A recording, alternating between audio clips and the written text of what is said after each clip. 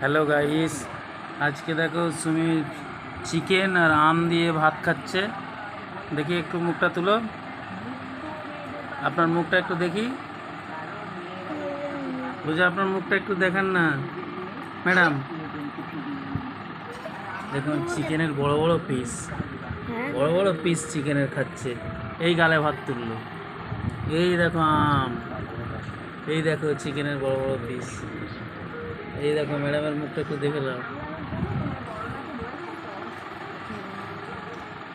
আর সেদিনে কি করছিল, ইদা করছিল, আর সেদিনে সাকিবের আব্বাকে ছেড়ে দিয়েছে। চলে গেছে, তারপরে সাকিবের মা বলেছে বউ ছেলেটা আমি সে বাস নিয়ে বসেছিল।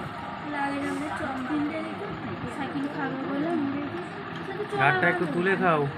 আর সাকিবের আগে ছেড়ে দিয়ে